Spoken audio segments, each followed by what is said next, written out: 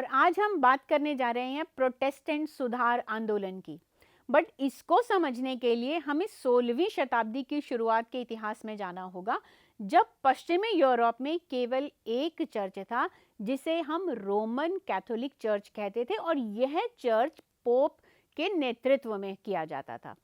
आज हम इसे रोमन कैथोलिक कहते हैं क्योंकि कई अन्य प्रकार के चर्च आज जो है हमें देखने को मिलते हैं, जैसे उदाहरणतः हम कह सकते हैं जैसे मेथोडिस्ट हैं, बैप्टिस्ट हैं, लूथरन हैं, कैल्विनिस्ट हैं, एंग्लिकन्स हैं। चर्च और राज्य को समझने के लिए हमें 1500 ईस्वी में जाना पड़ेगा। बच्चों, उस समय कैथोलिक चर्च पश्चिमी यूरोप में बहुत शक्तिशाली थी, राजनीतिक और आध्यात्मिक रूप से। पोप की शक्ति भी बहुत असीम थी। वह विभिन्न देशों में पादरियों की नियुक्ति भी करता था। चर्च की अपनी अलग अदालत होती थी। उनकी शक्ति का प्रमाण इस बात से भी दिया जाता है कि जब 11वीं शताब्दी में पवित्र रोमन सम्राट हेनरी ने पोप ग्रेगोरी के हस्तक्षेप को मानने से इनकार किया, तो उनको सर्दी के दिनों में नंगे पांव एल्प्स पर्वत पार करके पोप से क्षमा मांगने जाना पड़ा था। सोचिए।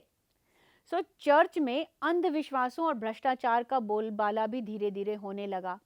जर्मनी में प्रोटेस्टेंट लहर मतलब धर्म सुधार आंदोलन के प्रवर्तक मार्टिन लूथर थे। धर्मशास्त्र के गहन अध्ययन का उन्हें अवसर मिला। लूथर ने अपनी शंकाओं के समाधान के लिए रोम की यात्रा की। रोम में फैले भ्रष्टाचार को देखकर उनका रोम के प्रति और चर्च के प्रति मोह भंग हो गया। यह भोली भाली जनता के साथ एक बहुत बड़ा मजाक उन्हें लगने लगा। लोगों को धर्म के नाम पर मूर्ख बनाया जा रहा था और उनका शोषण किया जा रहा था। लूथर ने जनता के साथ हो रहे इस मजाक और शोषण का विरोध किया। उन्होंने स्पष्ट शब्दों में कहा कि क्षमा पत्रों की बिक्री धर्म के मूल्य सिद्धांतों की अवहेलना है। इतना ही नहीं, उन्होंने 95 सिद्धांतों की मतलब 95 थीसिस की एक सूची तैयार की, जिन पर पोप का विरोध किया गया और यह कहा गया कि बाइबल में यह सिद्धांत दिए गए हैं जो सिद्धांत पोप के कहे जाने वाले सिद्धांतों से बिल्कुल अलग हैं, और यह उन्होंने गिरजाघर के द्वार पर चिपका दी। लोगों ने जब पढ़ा तो लोगों में तहलका मच गया। लूथर के इस कार्य ने तो उन्हें विशेष रूप से प्रभावित किया, और यह कहा गया कि जो प्रायश्चित कर लेता है उसे तो ईश्वर पहले ही क्षमा कर देता है, उसे क्षमा पत्र की क्या आवश्यकता होगी। यह तर्क इतना ठोस था कि बहुत बड़ी संख्या में बहुत सारे चर्च के लोग लूथर के समर्थक बन गए। इसी बीच लूथर ने 3 लघु पुस्तिकाएं, जिसे हम पैम्फलेट कहते हैं, वह प्रकाशित की। इन पुस्तिकाओं में उन्होंने मूलभूत सिद्धांतों का प्रतिपादन किया जो आगे चलकर प्रोटेस्टेंटवाद मतलब प्रोटेस्टेंटिज्म के नाम से विख्यात हुआ। लूथर की गतिविधियों से नाराज होकर पोप ने उन्हें धर्म से निष्कासित करने का आदेश दिया, परंतु लूथर ने पोप के आदेश को एक सार्वजनिक सभा में जलाकर विद्रोह का झंडा फहरा दिया। उसने घोषणा की कि उसका धर्म ग्रंथ सबके लिए है और सभी उसका ज्ञान प्राप्त कर सकते हैं। कुछ वर्षों में नवीन जागृति आई और लोग अधिक से अधिक संख्या में लूथर के साथ मिल गए, और चर्च के खिलाफ एक विरोधी आंदोलन में लोगों ने भाग लिया। उन्होंने ना तो पोप की कोई परवाह की और ना ही सम्राट की। इसके चलते 16वीं शताब्दी में चर्च का विरोध करने वाले लोगों में प्रोटेस्टेंट चर्चा की परंपरा आरंभ हो गई। अतः चर्च का एकाधिकार धीरे धीरे समाप्त होने लगा। 1530 ईस्वी में प्रोटेस्टेंट धर्म सैद्धांतिक रूप से निरूपित किया गया, जिसमें मार्टिन लूथर के सिद्धांतों को मान्यता मिली। इस प्रकार जर्मनी में चर्च 2 भागों में बट गया, प्रोटेस्टेंट और कैथोलिक। देखा बच्चों, किस तरह से कैथोलिक चर्च के एक नया ही ईसाई धर्म आया जिसका नाम था प्रोटेस्टेंट।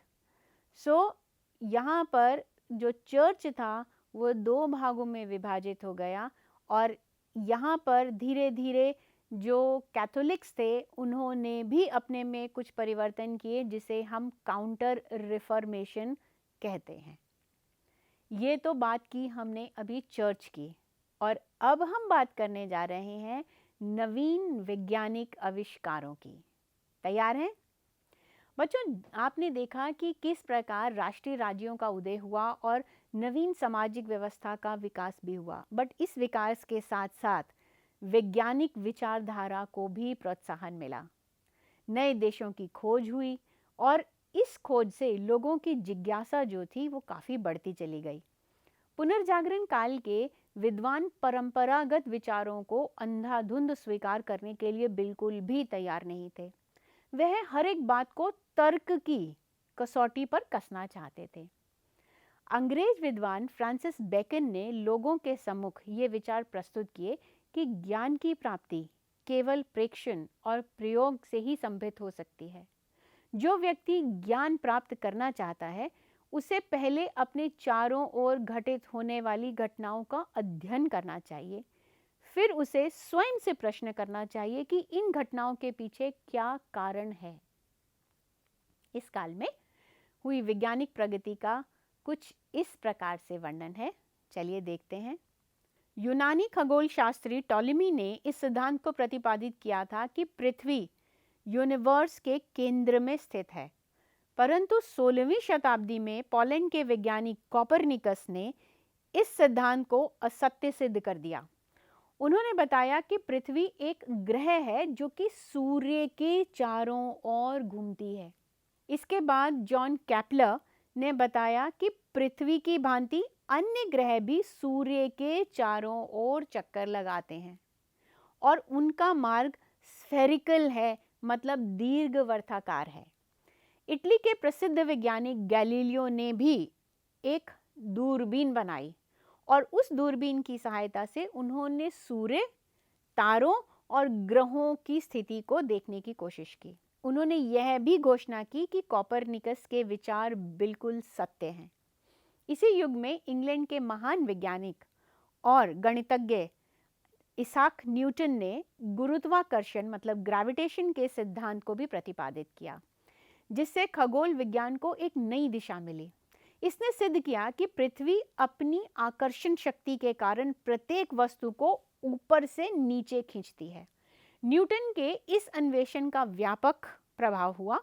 लोग यह सोचने पर विवश हो गए कि विश्व कोई दैविक शक्ति या कोई देवयोग से नहीं चलता, बल्कि यह प्रकृति की सुव्यवस्थित नियमों के अनुसार चलता है। बच्चों, इसके साथ साथ पुनर्जागरण काल में खगोल विज्ञान के अतिरिक्त चिकित्सा, रसायन, भौतिकी और गणित शास्त्र के क्षेत्रों में भी काफ़ी उन्नति हुई। नीदरलैंड के वेसेलियस ने औषधि तथा शल्य प्रणाली का गहन अध्ययन करने के पश्चात मानव शरीर की संरचना मतलब ह्यूमन बॉडी के स्ट्रक्चर के ऊपर एक किताब लिखी। इसके साथ बच्चों, अब हमारा अगला विषय है कि क्या 14वीं शताब्दी में एक यूरोपीय पुनर्जागरण का काल था? क्या पुनर्जागरण युग अतीत से पूरी तरह से अलग था? क्या पुनर्जागरण ग्रीको रोमन परंपराओं का पुनर्जन्म है? चलिए इस विरोधाभासी विचारों के आधार पर पुनर्जागरण की अवधारणा की फिर से एक बार जांच करते हैं। इंग्लैंड के एक इतिहासकार जिनका नाम था पीटर बर्क, उन्होंने कहा कि पुनर्जागरण काल के दौरान ग्रीको रोमन संस्कृतियों को पुनर्जीवित किया गया और विद्वानों और कलाकारों ने पूर्व ईसाई दृष्टिकोण की बजाय दुनिया के ईसाई दृष्टिकोण को स्वीकार किया। ये दोनों तर्क अपने अपने तरीके से थोड़े से भिन्न हैं, अंतरंजित है। और पुनर्जागरण के पहले के विद्वान मतलब जो तत्कालीन संस्कृतियों से जो लोग परिचित थे, उनका कहना भी गलत नहीं था कि संस्कृतियों का पुनर्जन्म किया गया। धर्म के मामले में भी अतीत से कोई गंभीर प्रस्थापन नहीं आया। मानवतावादी इतिहासकारों ने पुनर्जागरण को कलात्मक रचनात्मक के काल के रूप में चित्रित किया। इसी समय उन्होंने मध्य युग को एक ऐसी अवधि के रूप में माना जिसमें किसी भी तरह का कोई भी विकास नहीं हुआ था।